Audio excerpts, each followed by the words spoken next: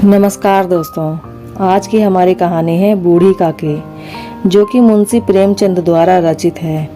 बुढ़ापा काफ़ी हद तक बचपन समान ही होता है। बूढ़ी काकी में जीव के स्वाद के सिवा और कोई चेष्टा शेष न थी। अपने कष्टों की ओर आकर्षित करने का रोने के अलावा दूसरा कोई और सहारा ही नहीं था काकी के पास। समस्त इंद्रियां, नेत्र, हाथ और पैर जवाब दे चुके थे।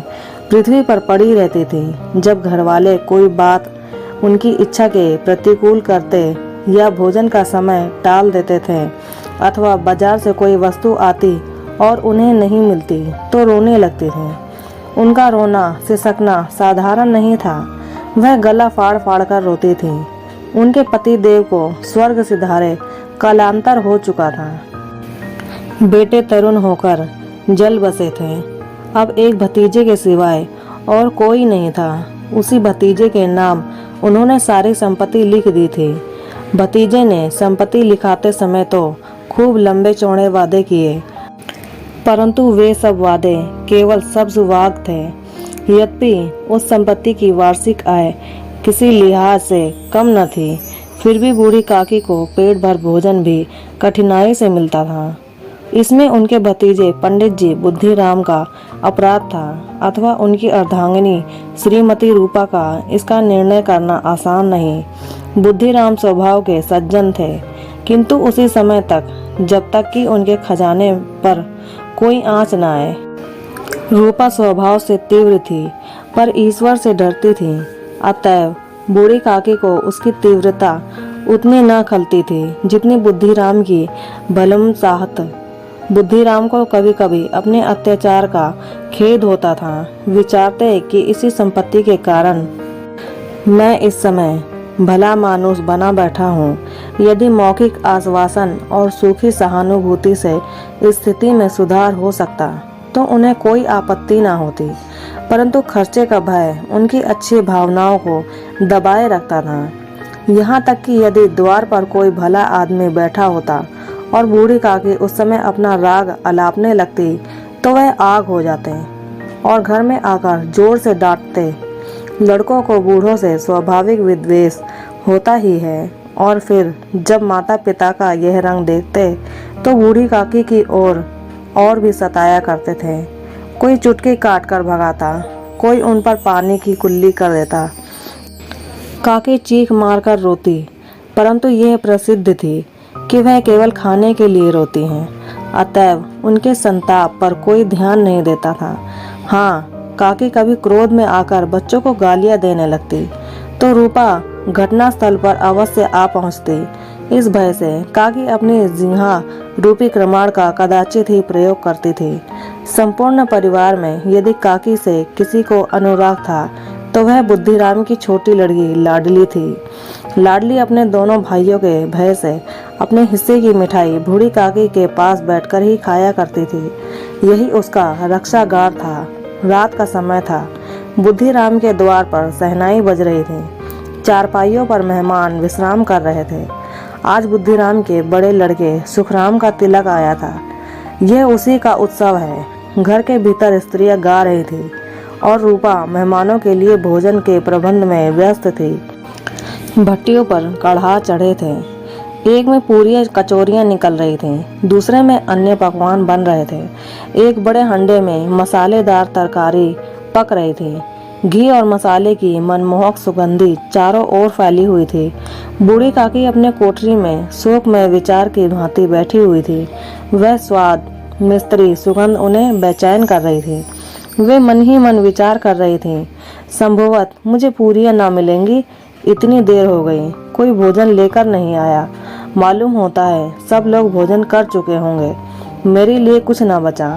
यह सोचकर उन्हें रोना आया, परंतु अपशकुन के भय से वे रो न सकी। आह, कैसी सुगंध है! अब मुझे कौन पूछता है?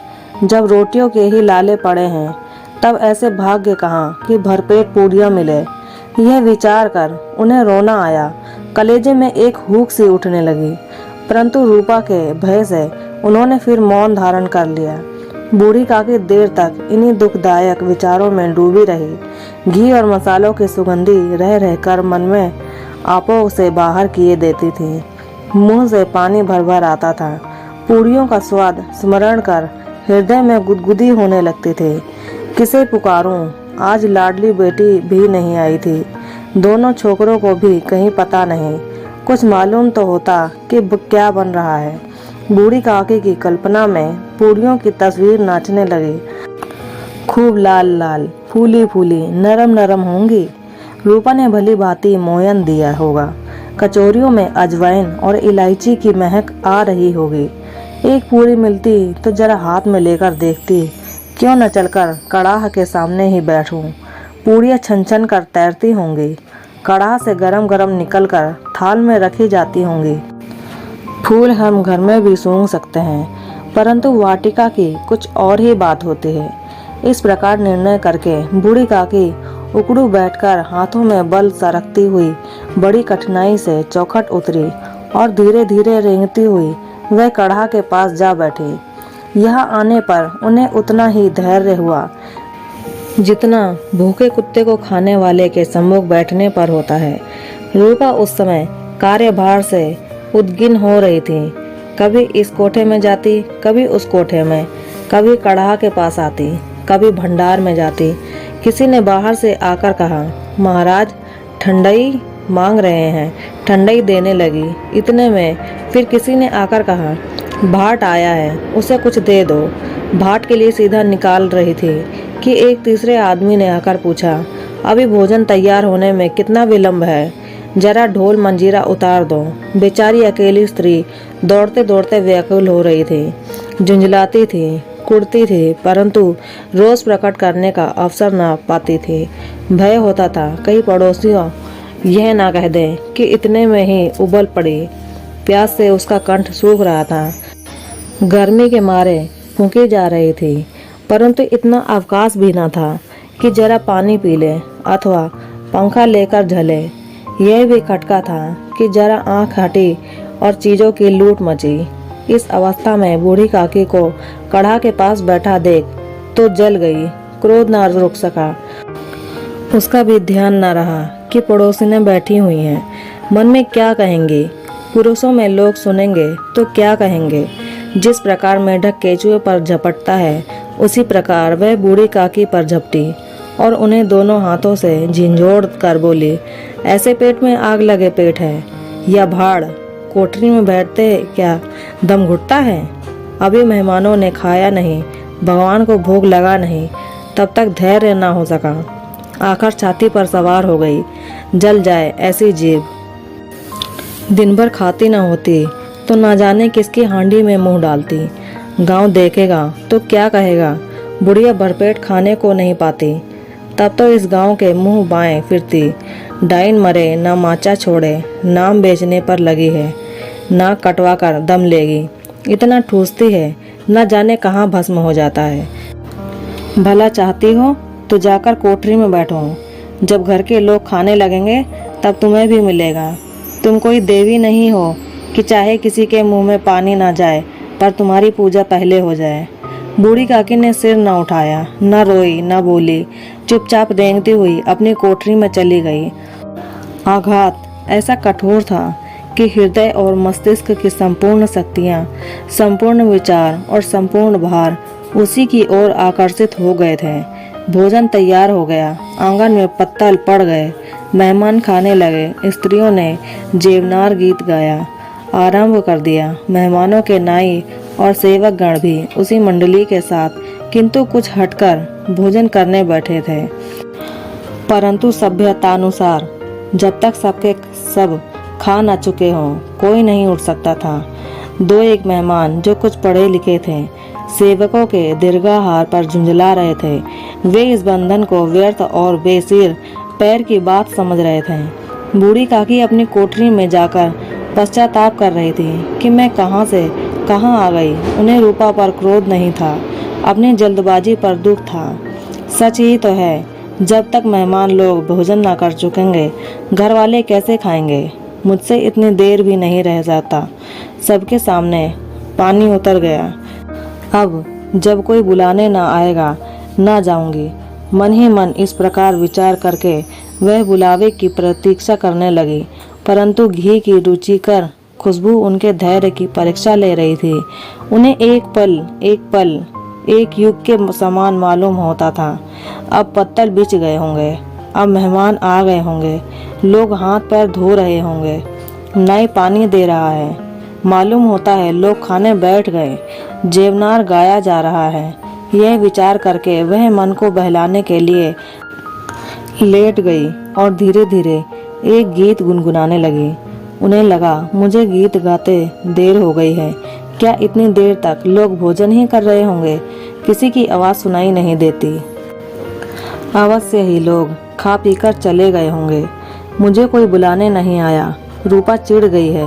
क्या ना जाने बुलाए। सोचती होगी कि अपने आप ही आवेगी। वे कोई मेहमान तो नहीं जो उन्हें जाकर बुलाऊं। बूढ़ी काकी चलने को तैयार हुई, यह विश्वास कि 1 मिनट में पूड़ियाँ और मसालेदार तरकारियाँ सामने आएंगी उनकी स्वादेंद्रिय और गुदगुदाने लगे। उन्होंने मन में तरह तरह के मंसूबे बांधे। पहले तरकारी से पूड़ियाँ खाऊंगी, फिर दही शक्कर से कचौड़ियाँ रायते के साथ मज़ेदार मालूम होंगी। चाहे कोई बुरा माने चाहे भला, मैं तो मांग मांग कर खाऊंगी। यही ना लोग कहेंगे कि इन्हें विचार नहीं। क्या करें, इतने दिनों बाद पूड़ियाँ मिल रही हैं तो मुंह जूठा करके थोड़े ही उठ जाऊंगी। वह उकड़ू बैठकर हाथों के बल खिसकती आंगन में आई, परंतु हाय रे दुर्भाग्य, बूढ़ी काकी ने अपने पुराने स्वभाव के अनुसार समय की झूठी कल्पना की थी। मेहमान मंडली अभी बैठी थी। इतने में बूढ़ी काकी रेंगती हुई उनके बीच में जा पहुंची।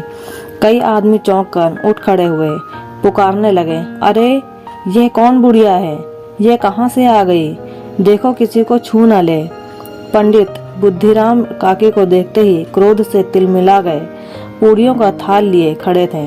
थाल को जमीन पर पटक दिया और जिस प्रकार निर्दयी महाजन किसी बेईमान और भगोड़े आसामी को देखते ही झपट कर उसका टेटुआ पकड़ लेता है, उसी तरह लपक कर उन्होंने बूढ़ी काकी के दोनों हाथ पकड़े और घसीटते हुए लाकर उन्हें अंधेरी कटोरी में दम से पटक दिया। आशा रूपी वाटिका लू के एक झोंके ने विनष्ट हो गई। मेहमानों ने भोजन किया, घरवालों ने भोजन किया, बाजे वाले, धोबी, चमार सब भोजन कर चुके थे, परंतु बूढ़ी काकी को किसी ने न पूछा। बुद्धिराम और रूपा बूढ़ी काकी को उसकी निर्लज्जता के लिए दंड देने का निश्चय कर चुके थे। उनके बुढ़ापे पर, दीनता पर, हत ज्ञान पर किसी को करुणा न आती थी। अकेली लाडली उनके लिए कूद रही थी। लाडली को काकी से अत्यंत प्रेम था। बेचारी भोली लड़की थी। बाल विनोद और चंचलता की उसमें गंध तक न थी। दोनों बार जब उसके माता पिता ने काकी को निर्दयता से घसीटा तो लाडली का हृदय ऐंठ कर रह गया। वह झुंझला रही थी कि यह लोग काकी को क्यों बहुत सी पूड़ियाँ नहीं दे देते। क्या मेहमान सबके सब खा जाएंगे? और यदि काकी के मेहमानों से पहले खा लिया तो क्या बिगड़ जाएगा?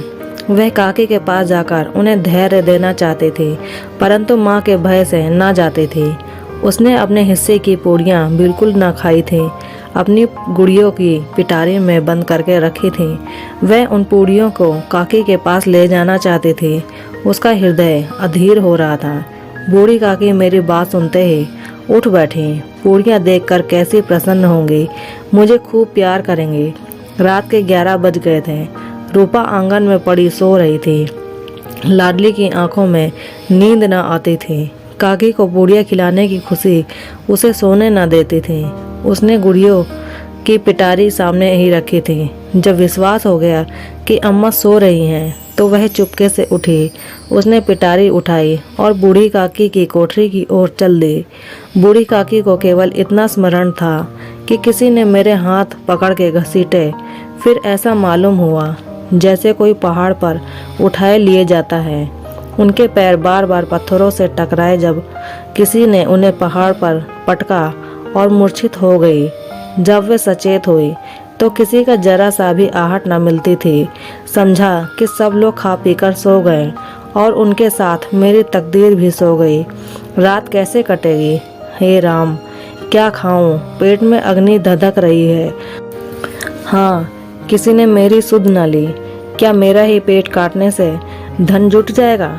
इन लोगों को इतनी भी दया नहीं आती कि ना जाने बुढ़िया कब मर जाए, उसका क्यों ना जी दुखाए। मैं पेट की रोटियां ही खाती हूँ कि कुछ और। इस पर यह हाल, मैं अंधी हूँ और अपाहिज ठहरी, न कुछ सुनूं न बूझूं। यदि आंगन में चली गई तो बुद्धिराम से इतना कहते ना बनता कि काकी अभी लोग खा रहे हैं, फिर आना। मुझे घसीटा पटका। उन्हीं पूड़ियों के लिए रूपा ने सबके सामने गालियां दी। उन्हीं पूड़ियों के लिए इतना दुर्गति करने पर भी उनका पत्थर कलेजा का ना पसीजा। सबको खिलाया, मेरी बात तक ना पूछी। जब तब ही नहीं दिया तो अब क्या देंगी, यह विचार कर काफ़ी निराशा में संतोष के साथ लेट गई। ग्लानि से भर भर जाती थी, परंतु मेहमानों के भय से रोती न थी। सहसा उनके कानों में आवाज़ आई, काकी उठो, मैं पूड़ियाँ लाई हूँ। काकी ने लाडली की बोली पहचानी, झटपट उठकर बैठे, दोनों हाथों से लाडली को टटोला और उसे गोद में बिठा लिया। लाडली ने पूड़ियाँ निकाल कर दी। काकी ने पूछा, क्या तुम्हारी अम्मा ने दी हैं? लाडली ने कहा, नहीं, ये मेरे हिस्से की हैं। काकी पूड़ियों पर टूट पड़ी। 5 मिनट में पिटारी खाली हो गई। लाडली ने पूछा, काकी पेट भर गया? जैसे थोड़ी सी वर्षा ठंडक के स्थान पर और भी गर्मी पैदा हो जाती थी, उसी भांति इन थोड़ी सी पूड़ियों ने काकी की भूख और इच्छा को उत्तेजित कर दिया था। बोली, नहीं बेटी, जाकर अम्मा से और मांग लाओ। लाडली ने कहा, अम्मा सोती हैं, जाऊंगी तो मारेंगी। काकी ने पिटारी को फिर से टटोला। उसमें कुछ खुरचन गिरे हुए थे, उन्हें निकालकर वो खा गई।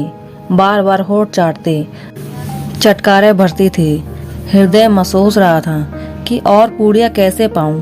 संतोष सेतु जब टूट जाता है तब इच्छा का बहाव अपरिमित हो जाता है। काकी का अधीर मन इच्छा के प्रबल बहाव में बह गया। उचित और अनुचित का विचार जाता रहा। वे कुछ देर तक उस इच्छा को रोकते रही। सहसा लाडली से बोली, मेरा हाथ पकड़कर वहां ले जाओ जहां मेहमानों ने बैठकर भोजन किया है। लाडली उनका अभिप्राय समझ न सकी। उसने काकी का हाथ पकड़ा और ले जाकर जूठे पत्तलों के पास बिठा दिया। दीन और भूख की मारी बुढ़िया पत्तलों से पूड़ियों के टुकड़े चुन चुनकर खाने लगी। ओह, दही कितना स्वादिष्ट था, कचौरियाँ कितनी खस्ता, कितनी सुकोमल। काकी बूढ़ी बुद्धिहीन होते हुए भी इतना जानती थी कि मैं जो काम कर रही हूँ वो मुझे कदापि नहीं करना चाहिए। मैं दूसरों के जूठे पत्तल चाट रही हूँ, परंतु बुढ़ापा तृष्णा के रोग का अंतिम समय है जब संपूर्ण इच्छाएं एक ही केंद्र में आ जाती हैं। बूढ़ी काकी का यह केंद्र उनकी जीभ का स्वाद था। ठीक उसी समय रूपा की आंख खुली। उसे मालूम हुआ कि लाडली मेरे पास नहीं है। वह चौंकी, चारपाई के इधर उधर ताकने लगी कि कहीं नीचे तो नहीं गिर पड़ी। उसे वहां ना पाकर वह उठी तो क्या देखती है कि लाडली जूठे पत्तलों के पास चुपचाप खड़ी है और बूढ़ी काकी पत्तलों पर पूड़ियों के टुकड़े उठा उठा कर खा रही है। रूपा का हृदय सन्न हो गया। किसी गाय के गर्दन पर छुरी चलते देखकर जो अवस्था उसकी होती वह उस समय हुई। एक ब्राह्मणों के दूसरों का जूठा पत्तल टटोल, इसे अधिक शोकमय दृश्य असंभव था। पूड़ियों के कुछ टुकड़ों के लिए उसकी चचेरी सास ऐसा पतित कर्म कर रही है। यह वह दृश्य था जिसे देखकर देखने वालों के हृदय कांप उठते हैं। ऐसा प्रतीत होता है मानो जमीन रुक गई, आसमान चक्कर खा रहा है। रूपा को क्रोध न आया। शोक के सम्मुख क्रोध कहाँ, करुणा और भय से उसकी आंखें भर आईं। इस अधर्म के पाप का भागी कौन है? उसने सच्चे हृदय से आसमान की ओर हाथ उठाकर कहा, परमात्मा, मेरे बच्चों पर दया करो। इस अधर्म का दंड मुझे मत दो, नहीं तो हमारा सत्यानाश हो जाएगा। वह सोचने लगी, हाय, कितनी निर्दय हूँ मैं, जिसकी संपत्ति से मुझे 200 रुपया वार्षिक आय हो रही है, उसकी यह दुर्गति और मेरे कारण। हे दयामय भगवान, मुझसे भारी चूक हो गई, मुझे क्षमा करो। आज मेरे बेटे का तिलक था, सैकड़ों मनुष्यों ने भोजन पाया। मैं उनके इशारों की दासी बनी रही, अपने नाम के लिए सैकड़ों रुपए व्यय करे, परंतु जिसकी दौलत हजारों रुपए खाए, उसे इस उत्सव में भरपेट भोजन ना दे सकी। केवल इस कारण ही वह बूढ़ी है और असहाय है। रूपा ने दिया जलाया, अपने भंडार का द्वार खोला और एक थाली में संपूर्ण सामग्री सजाकर लिए हुए बूढ़ी काकी की ओर चली। आधी रात जा चुकी थी। आकाश पर तारों के थाल सजे हुए थे और उन पर बैठे हुए देवगण स्वर्गीय पदार्थ सजा रहे थे, परंतु उनमें से किसी को वह परमानंद प्राप्त न हो सका जो बूढ़ी काकी को अपने सम्मुख थाल देखकर प्राप्त हुआ था। रूपा का कंठावरुद्ध स्वर में कहा, काकी उठो, भोजन कर लो। मुझसे आज बड़ी भूल हो गई। उसका बुरा मत मानना। परमात्मा से प्रार्थना कर दो कि वह मेरा अपराध क्षमा कर दें। भोले भाले बच्चों की भांति जो मिठाइयाँ पाकर मार और तिरस्कार सब भूल जाते हैं। बूढ़ी काकी बैठी हुई खाना खा रही थी। उनके एक एक रोए से सच्ची दुआएं निकल रही थी और रूपा बैठी इस स्वर्गीय दृश्य का आनंद लूटने में निमग्न थी। तो दोस्तों, कैसी लगी बूढ़ी काकी की कहानी? अगर अच्छी लगी तो प्लीज़ वीडियो को लाइक करें, शेयर करें और हमारे चैनल को सब्सक्राइब करें। और आपको बूढ़ी काकी की कहानी कैसी लगी ये हमें कमेंट करके ज़रूर बताएं। धन्यवाद।